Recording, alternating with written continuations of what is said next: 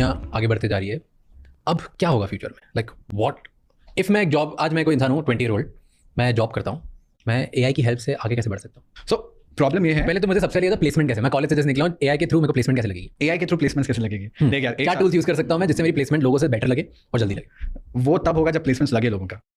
मतलब यार the market is horrible right now.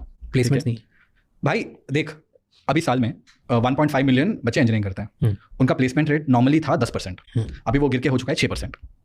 Okay, so the number of jobs in the market for young people and middle level people is going to diminish to a large extent, and वो होना शुरू हो चुका है अभी, right? सो काफ़ी मुश्किल है अभी जॉब्स लगना।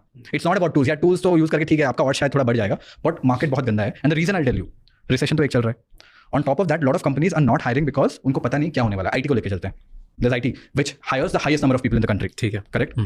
आईटी सेक्टर करता क्या है? बाहर के कंपनीज आउटसोर्स करते हैं काम सॉफ्टवेयर बनाने के लिए, और ये सॉफ्टवेयर कोड लिखते हैं, या hundreds of thousands of people write code. Now AI agents बन चुके हैं, like Cursor, like Windsurf, Lovable, Bolt, जो कि लिख सकते हैं code at a quality of a much better mid-level engineer at 100 times the pace already. जो IT industry अपना बना था इंडिया में, US and first world countries needed people who can write a lot of code at a cheaper price. At a cheaper price because वहाँ के लोग बहुत expensive है। GDP per capita is so high that you cannot hire people at that scale. As a result वो सब outsource होता था India को।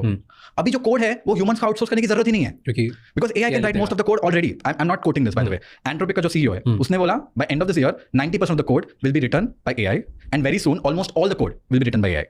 सो every time there is a new programming language that is created, it is created in a way that जो humans code लिखेंगे उनके लिए बहुत ईजी हो, ताकि वो याद रख पाए। That is why Python went very popular, that's why all the JavaScript frameworks went very popular, because लिखना बहुत ईजी है comparatively than assembly language code.